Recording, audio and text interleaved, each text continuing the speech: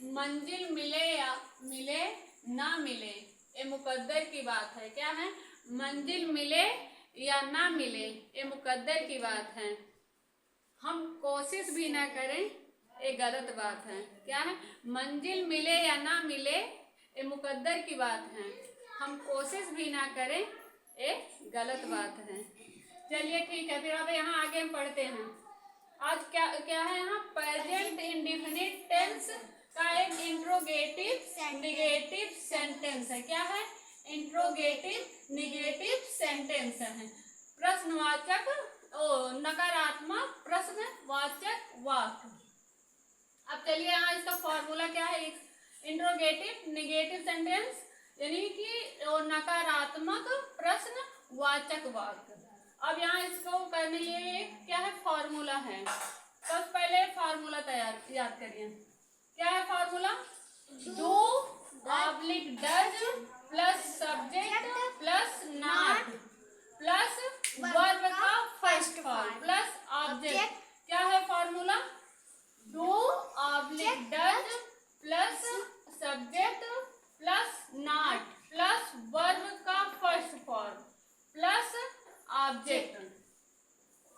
तो हम इसको सबसे जैसे हम पहले बताए हैं कि अगर भाई ये ट्रांसलेशन अगर आपको करना है तो सबसे पहले ये छोटी सी लाइन आपको याद करना पड़ेगा। कौन सी छोटी सी लाइन? यही, ये जो फार्मूला दिया गया। क्या है? Do oblique does plus subject plus not plus verb का फर्स्ट फॉर्म प्लस ऑब्जेक्ट। तब इसको हम चलिए इसको समझने के लिए एग्जाम्पल दिया गया, उसको हम देखते हैं क्या है, कैसे ये करते हैं। ठीक है, ये जो फार्मूला है यहाँ हम कैसे अप्लाई करते हैं उसको हम देखते हैं। तो यहाँ एग्जाम्पल दिया गया। क्या दिया गया है? क्या वह स्कूल नहीं जाता है? क्या है? क्या वह स्कूल नहीं जाता है? इसको हम इंग्लिश में ट्रांसलेट कैसे करेंगे? सबसे पहले डू और डज में, डू और डज में किसका प्रयोग करेंगे? डज का। क्यों डज का प्रयोग करेंगे? क्योंकि वह क्या है? एक वचन करता है। वह क्या है? एक वचन करता है, इसलिए हम यहाँ डज का प्रयोग करेंगे। तो does he not go to school. सबसे पहले यहाँ देखिए फॉर्मूला पर रखिए। डज, डू और डज है, डू और डज में सिर्फ एक का प्रयोग करेंगे, डज। उसके बाद सब्जेक्ट ही, उसके बाद नॉट, उसके बाद वर्ब का फर्स्ट फॉर्म गो, उसके बाद स्कूल क्या है? ऑब्जेक्ट है। उसके बाद यहाँ प्रश्नवाचक क्वेश्चन मार्क लगाया जाएगा। ठीक है, इसको भी मत भूलिएगा। तो जो यहाँ क्वेश्चन मार्क लगा है इसको भी यहाँ लगाना है। उसके बाद नेक्स्ट देखिए क्या है सेकंड नंबर पे। क्या वह अंग्रेजी नहीं पढ़ता है? क्या है? क्या वह अंग्रेजी नहीं पढ़ता है? तो नहीं पढ़ता तो उसको हम कैसे क्या करेंगे ट्रांसलेट? डज, क्योंकि वह क्या है? एक वचन करता, इसलिए हम यहाँ डू और डज में किसका प्रयोग करेंगे? डज का। उसके बाद सब्जेक्ट ही, उसके बाद यहाँ नॉट, नॉट, फिर उसके बाद वर्ब का फर्स्ट फॉर्म, उसके बाद इंग्लिश, इंग्लिश क्या है? यहाँ पे ऑब्जेक्ट। और उसके बाद इसको मत भूलिएगा ये क्वेश्चन मार्क जो है। ठीक है, यहाँ क्वेश्चन मार्क भी लगाना है।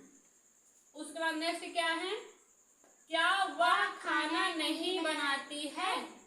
क्या वह खाना नहीं बनाती है? तो यहाँ हम सबसे पहले क्या करेंगे?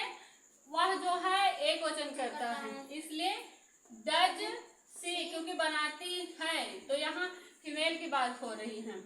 तो does she not cook food. क्या है? Does she not cook food, यानी डज क्या है? डू और डज, इसमें हेल्पिंग वर्ब में एक, उसके बाद सब्जेक्ट सी, उसके बाद नॉट, फिर उसके बाद वर्ब का फर्स्ट भाग, उसके बाद फूड क्या है? ऑब्जेक्ट, उसके बाद क्वेश्चन मार्क। ठीक है, नेक्स्ट क्या है? क्या तुम क्रिकेट नहीं खेलते हो? क्या है? क्या तुम क्रिकेट नहीं खेलते हो? इसको हम कैसे करेंगे इंग्लिश में ट्रांसलेट? तो सबसे पहले तुम आ गया यहाँ पे। तुम यानी कि बहुवचन करता है, तो बहुवचन कर्ता के साथ हम किसका प्रयोग करेंगे? डू का। हाँ, वेरी गुड।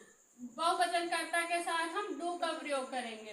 तो सबसे पहले डू, उसके बाद सब्जेक्ट यू, फिर उसके बाद नॉट, उसके बाद वर्ब का फर्स्ट फॉर्म प्ले, उसके बाद ऑब्जेक्ट क्या है क्रिकेट।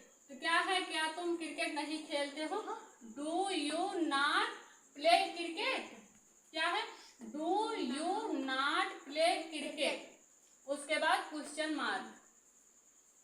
नेक्स्ट क्या है फिफ्थ, क्या राम अपना पाठ याद नहीं करता है? क्या राम अपना पाठ याद नहीं करता है? तो इसका हम कैसे ट्रांसलेट करेंगे?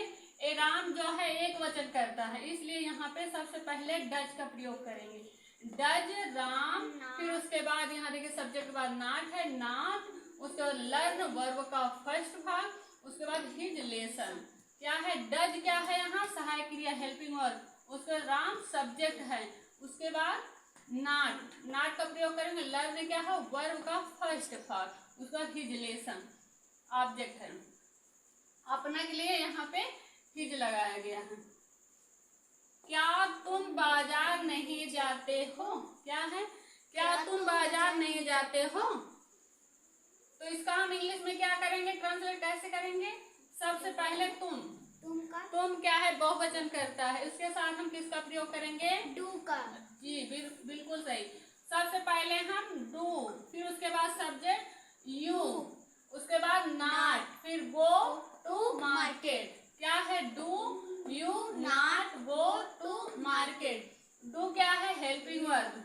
डू और डज में एक, क्योंकि बहुवचन करता है इसलिए यहाँ पे डू का हम प्रयोग कर रहे हैं। उसके बाद सब्जेक्ट के बाद हम नॉट का प्रयोग कर रहे हैं। उसके बाद गो क्या है? वर्ब का फर्स्ट पार्ट। उसके बाद मार्केट क्या है?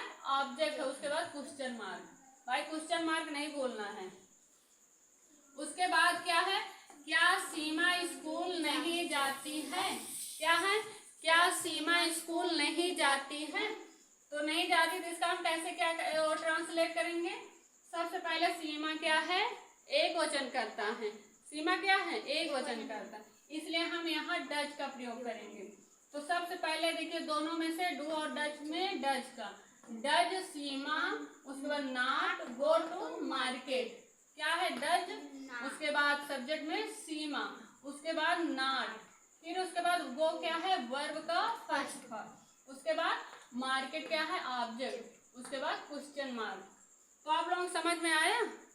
कोई दिक्कत तो नहीं हो रही है? कोई दिक्कत हो तो आप लोग हमें बताइएगा इसमें।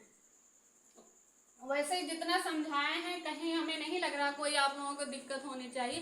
फिर भी अगर आप लोगों को कोई दिक्कत हो रही है तो आप लोग हमें कमेंट बॉक्स में बता सकते हैं, उसके बाद हम आपकी समस्या को दूर करेंगे। ठीक है, लेकिन इसको पढ़ने से पहले जो पहले हम क्लास पढ़ा चुके हैं आपको उसको भी पढ़ लीजिएगा, क्योंकि ये आज हमारा ये पार्ट 5 है। इसके पहले 4 हम क्लास पढ़ा चुके हैं।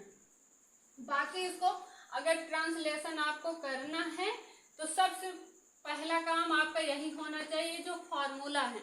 ये फार्मूला हर हाल में आपको पहले याद करना पड़ेगा, उसके बाद ही आप इसको कर पाएंगे। अगर आप चाहते हैं कि आपको ट्रांसलेशन अच्छे से आए तो सबसे पहले ये जो आपका फार्मूला है इसको याद करना पड़ेगा। बाकी अगर आपको कोई इसमें नहीं समझ में आ रहा जो चीज़ यहाँ, उसको आप कमेंट करके हमें बताइएगा। और हम तो कोशिश पूरा कर रहे हैं कि आपको हर एक छोटी छोटी चीज़ आपको समझ में आए।